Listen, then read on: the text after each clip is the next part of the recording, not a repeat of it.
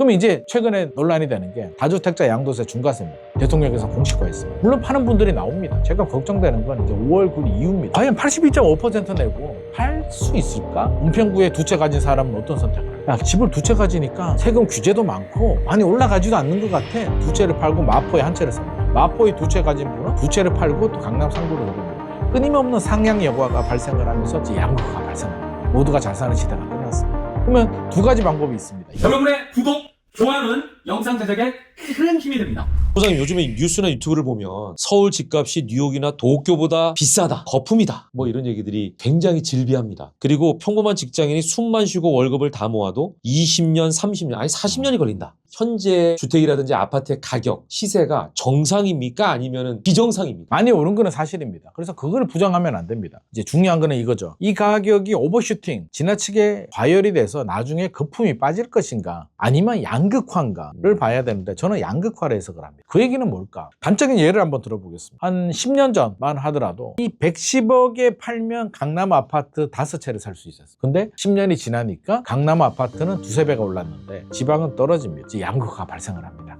모두가 잘 사는 시대가 끝났습니다. 서울에 뭐가 있어요? 양질의 일자리, 고급 일자리가 다 있잖아요. 서울 수도권에. 지방은요, 일자리가 더 사라집니다. 좋은 일자리가. 그러니까 이미 지방에서 공부 좀 잘하는 친구들은 어디로 갑니까? 서울 합니다. 그럼 그 친구들이 또 졸업을 하죠. 어디 취직을 합니까? 서울 수도권에 좋은 직장이 있기 때문에 다 취직.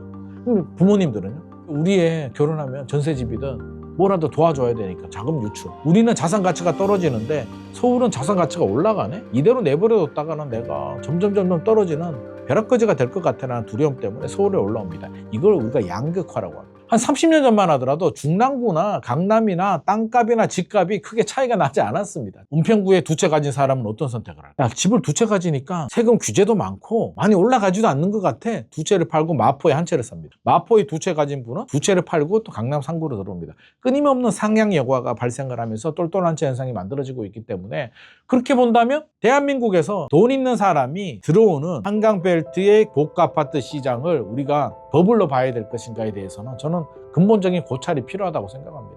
그러면 선진국의 평범한 월급쟁이들이 취직을 해서 월급을 받아서 노력해서 뉴욕이나 파리나 런던이나 도쿄 중심부에 좋은 아파트를 산다?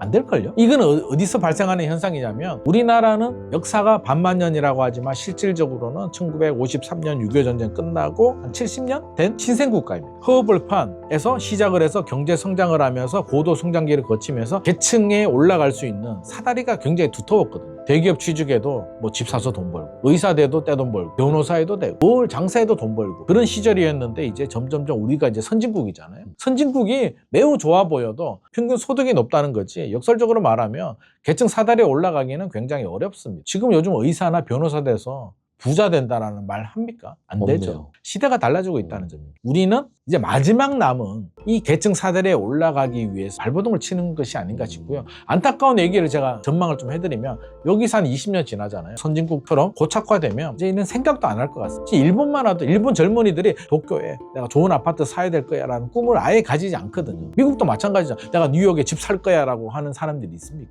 그러니까 우리도 앞으로는 그렇게 고착화되지 않을까. 이제 어떻게 보면 인정을 해야 되는 부분이고요. 또 나쁘게 말하면 꿈과 희망이 사라진다는 점에서는 좀 굉장히 안타깝다. 하지만 인정할 건 인정해야지. 저도 강남에 아파트가 없습니다. 사고 싶죠. 그러면 이게 폭락을 하면 내가 살 수 있을까? 60억 아파트가 30억이 되면 살 수 있을까요? 그것도 쉽지 않잖아요. 아무런 경제에 영향이 없을까? 60억이 30억이 가면 나머지는요. 더 떨어지겠죠. 더 떨어지고 은행들도 부실 채권이 되고 또 뭐 분양시장에도 영향을 주게 되고 세입자들도 깡총 전세가 되고 수많은 영향을 주기 때문에 이게 참 어려운 숙제다. 이걸 단편적으로 난 집 없으니까 폭락했으면 좋겠어. 속은 시원할지 모르겠으나 돌고 돌아서 나한테도 부메랑이 옵니다. 그래서 저는 국가의 실책이라고 생각합니다. 지난 30년 40년간 서울의 양극화를 방치한 거죠. 서울은 수요 과잉 공급 부족 지역입니다. 서울의 아파트가 약 한 188만 호 정도 되거든요. 지금 이번에 129 공급 대책을 보게 되면 서울에 32,000호 영끌해가지고 32,000호 좀 더 짓습니다. 이 수요 과잉을 분산을 좀 해야 되는데 그 혁신도시 노력은 좀 했는데 역부족이었던 것 같고요.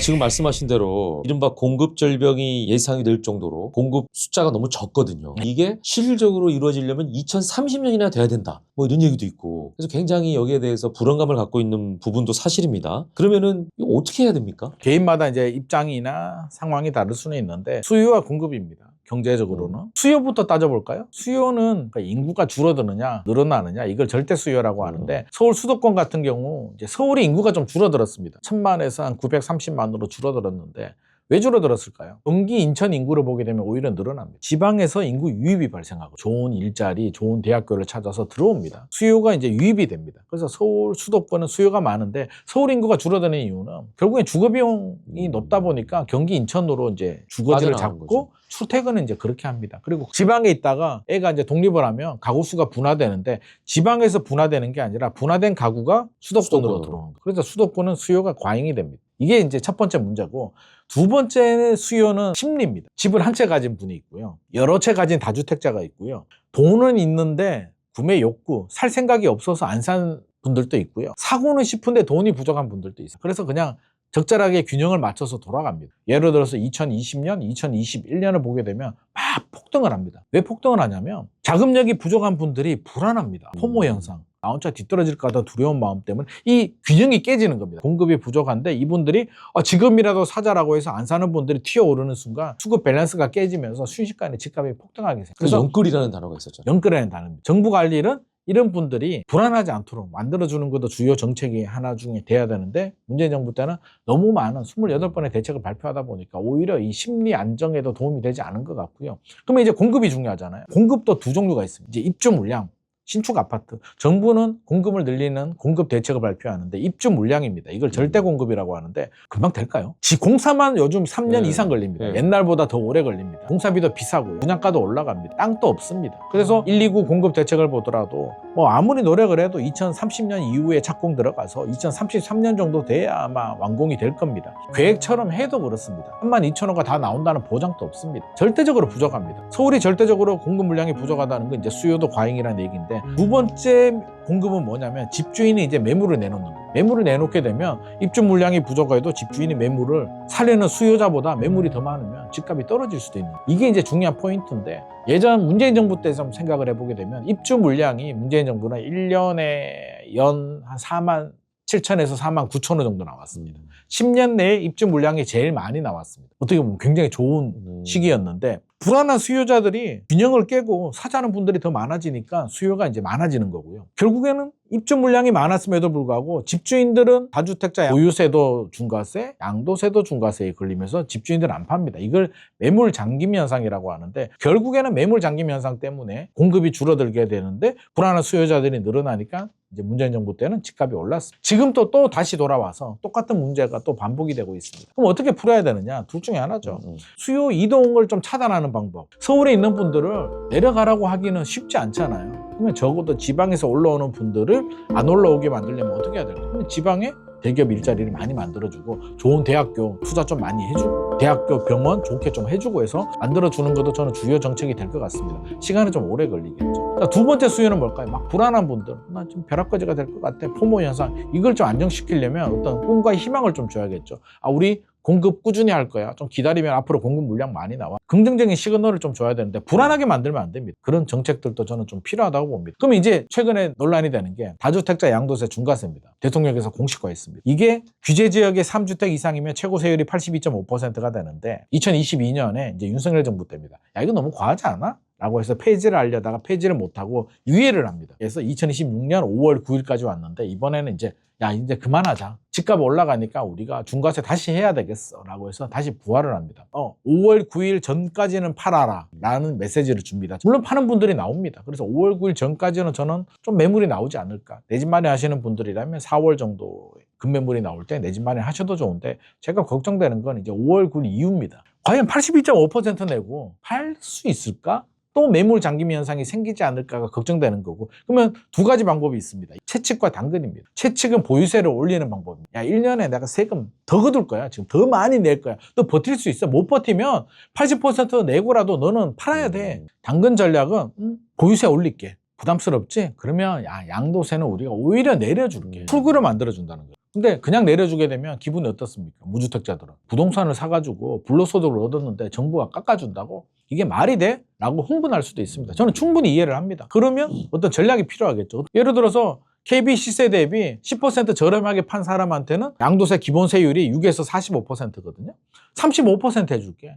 네가 10% 저렴하게 팔았으니까 10%포인트 더 깎아줄게 라고 하면 사는 사람도 10% 금매로 사서 좋고 파는 사람은 양도세를 깎아주니까 좋고 정부는 거래가 되니까 세금이 나와서 좋겠죠. 이런 아이디어들은 여러 가지 그 당근 정책을 좀 피면 저는 매물이 나오지 않을까. 자, 또 하나의 걱정은 전세가 사라집니다. 월세 쪽으로 많이 이제 옮겨가고 있다라는 보도가 많이 나오고 있어요. 그러면은 현재 집이 없는 사람들 입장에서는 집을 구하기도 힘들고 구한다 하더라도 높은 월세를 부담해야 되거든요. 이 현상에 대한 해답은 없을까요? 사실 걱정됩니다. 왜냐하면 실제로 제 주변에 후배들이나 또 뭐 기자들이나 작가들의 얘기를 들어보게 되면 굉장한 불안감을 호소합니다. 세입자들이. 저는 주택 정책은 이렇게 돼야 된다고 생각합니다. 내가 필요하거나 자금이 되거나 필요한 분들은 집을 살 수 있게, 굳이 필요 없는 사람은 임대로 편하게 거주할 수 있게, 그래야 밸런스가 맞으니까. 모든 사람이 집을 사면 그것도 또 이상하잖아요. 공급도 안 맞으니까. 그래서 사든지 임대로 가든지 편하게 할 수 있게 만들어줘야 되는데 지금 두 가지가 다 불편한 것 같습니다. 일단 세입자 입장에서 보게 되면 전세가 왜 문제가 되냐면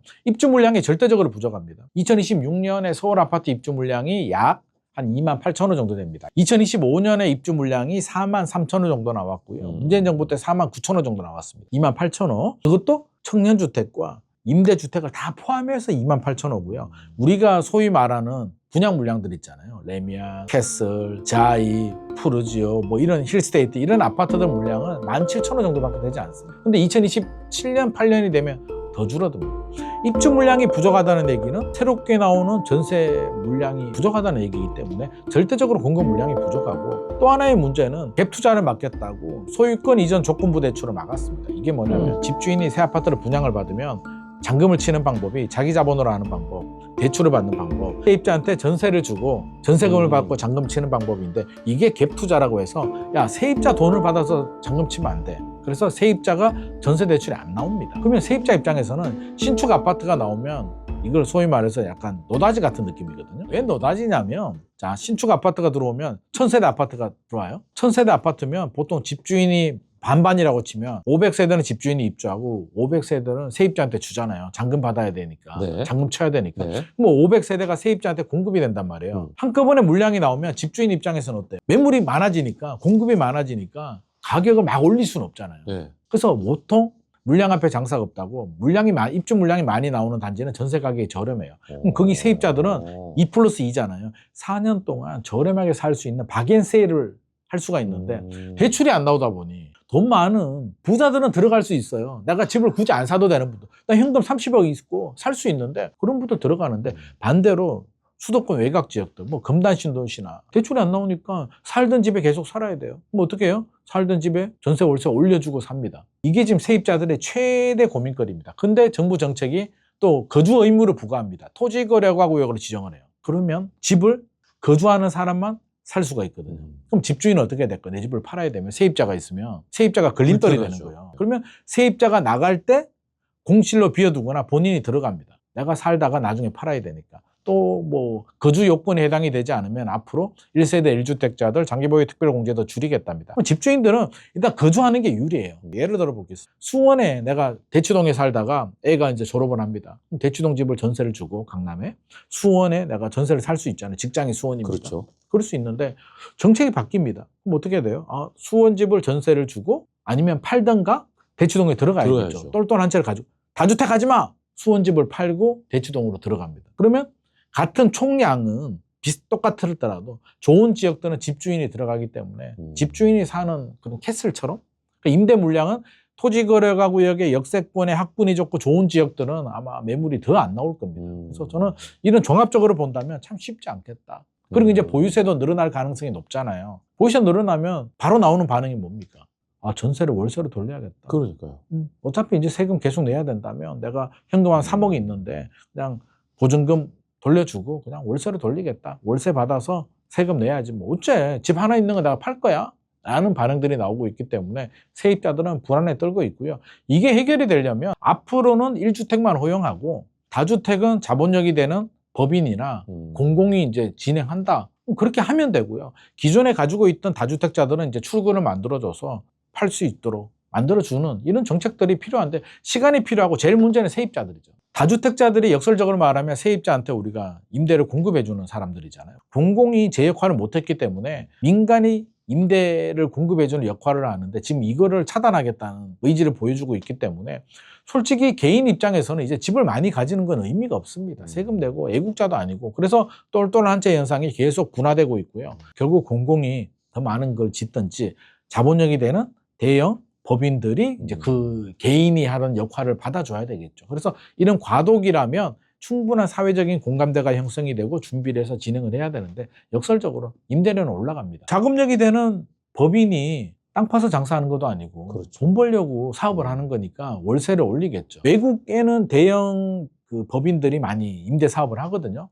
그래서 월세가 높은 겁니다. 우리나라 최근에 이제 외국에 있는 대형 부동산 법인들이 한국 시장을 노크랍니다. 이걸 왜 노크하냐면 과거에는 우리가 전세가 많았죠. 그 사람들은 전세를 원하지 않습니다. 나는 돈 많아. 네. 월세를 많이 받고 싶어. 근데 한국은 전세 시장이야. 그러니까 우리나라만의 독특한 시스템이었어요. 그렇죠. 전세가. 그러니까 외국의 대형 부동산 법인들은 이 전세 제도가 마음에 안 드는 거예요. 나는 돈 많아. 전세금 받아서 뭐해? 나는 월세 받고 싶었는데 이제 우리가 월세 시대로 전환되고 있기 때문에 그분들이 보니까 야, 한국 요즘 선진국에 들어왔고 장사도 잘 되고 돈도 많은 것 같은데 이거 이제 월세로 가네? 괜찮은 시장이네. 이제 노크를 하기 시작을 하거든요. 그렇게 되면 이제 월세 가격은 계속 올라갈 가능성이 높다. 그러니까 어떻게 보면은 이제 부동산을 바라보는 우리의 입장에서는 어쩔 수 없는 흐름은 우리가 인지할 필요가 있겠다. 이런 그렇죠. 이제 생각이 월세 들고요. 시대로 가고요. 이제 예. 다시 전세가 유지되기는 사라지진 않겠으나 서서히 줄어들겠죠. 그래서 줄어드는 속도가 좀 빨라질 수도 있겠다.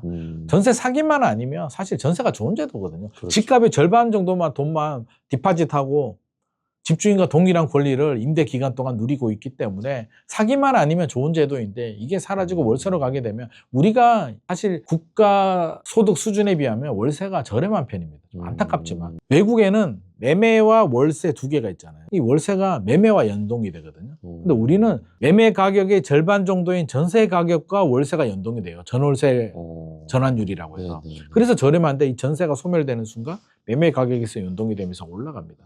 싱가포르만 하더라도 조그마한 방이 있는데 월세가 뭐 500만 원, 800만 원 하잖아요. 뉴욕도 마찬가지고. 근데 우리 강남에도 조그마한 게 800만 원 합니까? 조그마한 건 한 200 정도 할걸요? 150, 200 정도 하는데 이제 올라갈 일만 남았다. 그래서 저는 개인적으로는 걱정입니다. 최근 뉴스로는 재건축이나 재개발을 할 경우에 층수를 올려주지 않겠다. 뭐 이런 것도 나오더라고요. 그러니까 1대1 비율로 재건축을 해라. 압구정도 한양 아파트 같은 경우 이제 60몇 층으로 질린다고 하더라고요. 맞습니다. 이런 고층 아파트는 나중에 재건축을 못하게 되고 슬럼가가 될 것이다라는 경고 또한 나오고 있거든요. 저는 이제 트렌드가 바뀌리라고 보는데 네. 재건축, 재개발이 우리나라에만 이렇게 하거든요. 어느 나라가 30년이 지나면 법에 의해서 재건축을 추진할 수 있다라는 이상한 나라의 한국이거든요. 제가 일본에 가서 부동산 법인하고 미팅을 하는데 제가 네. 물어봤습니다. 일본은 어떻게 하죠? 시간이 지나면 재건축, 재개발 어떻게 해요? 그러니까 눈을 깜빡깜빡 되더라고. 이해를 못하는 겁니다. 한국은 30년이 지나면 허용이 연한이 돼서 재건축을 이제 추진위를 만들어서 구역 지정을 하고 추진위를 만들어서 추진할 수 있다 그러니까. 왜요? 50년이 지나도 콘크리트는 튼튼해요. 50년이 지나도 사용할 수가 있고 그냥 수선해서 수리해서 사용하면 되고 지질적인 땅의 문제라든지 노후도가 너무 심각해서 안전에 문제가 되어 그러면 개별 단지 자체적으로 허가를 받아서 멸시를 하고 새롭게 지을 수는 있대요. 우리처럼 어떤 법에 의해서 일괄적으로 추진된 게 아니라 이제 개별 케이스로 간다는 거죠. 그러면 우리가 재건축이 왜 이렇게 이제 문화가 됐냐면 80년대 아파트 지을 때 그때는 솔직히 건축 기술이 좋지도 않았고 퀄리티도 굉장히 낮았잖아요. 5층짜리 막 날림으로 짓고 막 이러다 보니까 재건축이 필요했는데 2000년 이후에 특히 이제 최근에 지은 아파트들은 굉장히 품질이 높습니다. 거의 하이엔드로 짓기 때문에 대기업 사옥들 보게 되면 LG 그 트윈 빌딩 여의도에 건물 외관을 보게 되면 어떻습니까? 막 재건축이 필요할 것 같습니까? 아니잖아요. 아니죠. 건축비가 많이 올라가고 고급으로 짓기 때문에 이제 예전처럼 무조건 재건축을 해야 된다는 문화는 맞지 않습니다. 70년대, 80년대 지은 걸 이제 재건축하게 되고 지금은 어떻게 보면 마지막 이제 한번 하는데 1기 신도시까지는 필요할지 모르겠으나 저는 2000년 이후에 지은 집들을 똑같은 재건축, 재개발 도정법에 의해서 정비 사업을 하는 건 이제 시대적 흐름이 맞지 않나 그래서 생각을 합니다. 그러면 이제 슬럼가에 대한 경고는 안 해도 된다. 도쿄나 런던, 파리, 뉴욕이 다 슬럼가입니다. 이제 소득 수준이 떨어지는 동네 같은 경우는 관리가 안 되니까 슬럼화가 될 수는 있겠죠. 근데 압구정이 10년, 20년, 30년 후에도 부자들이 살지 않겠습니까? 네. 그 좋은 한강변 땅에 소득 수준이 높은 사람들이 살면 관리가 잘 됩니다. 그래서 네. 우리가 지금 압구정 걱정할 때는 아니라고 생각합니다. 종합적으로 마지막으로 한 말씀 좀 여쭤볼게요. 우리나라는 대대로 내 집에 대한 욕구가 네. 워낙 강해서 사실은 이 부동산에 대한 이런 문제들도 생기는 거 아니겠습니까? 이제 내가 30대, 40대 젊은 사람들도 그렇고 또 나이가 좀 있는 중년도 그렇고 내 집이 없다라고 한다면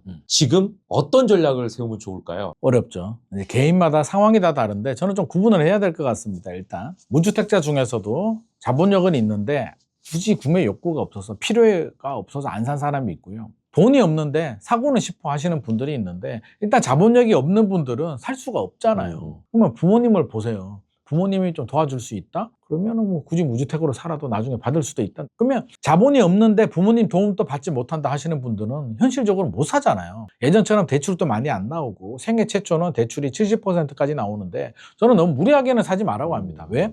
무리하게 샀다가 항상 하락 구간이 나오거든요. 그래서 집은 저는 10년 보유 전략입니다. 지금 사면 10년은 가지고 가야 돼요. 우리가 투기하는 게 아니기 때문에 10년 동안 내가 잘 살고 또는 뭐 전세를 주더라도 10년을 보유하다 보면 기본적으로 수요가 뒷받침되는 지역들은 올라갈 수는 있는데 문제는 대외적인 상황, 뭐 미국이라든지 변수가 생기면 내년이라도 집값 떨어질 수 있잖아요. 떨어지면 한 2, 3년 갈 수 있거든요. 그러면 무리한 대출을 받았는데 집값이 떨어지게 되면 대출 이자는 올라가죠. 집값은 떨어지죠.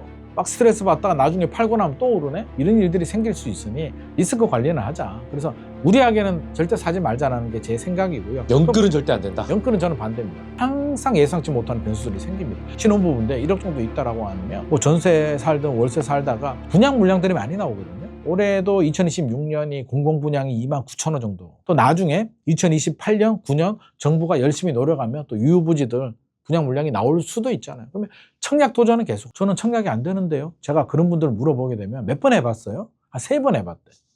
아니, 그렇게 되겠습니까? 그러니까 계속 기회가 되면 난 돈이 없으니까 청약이라도 해야지. 청약이 좋은 게 뭐예요? 계약금만 내고 중도금은 대출 받고 입주할 때 할 수 있는데 공공분양은 그래도 좀 저렴하게 나오니까 자금력이 부족하신 분들은 공공분양 청약에 좀 계속 도전을 할 필요는 있을 것 같고요.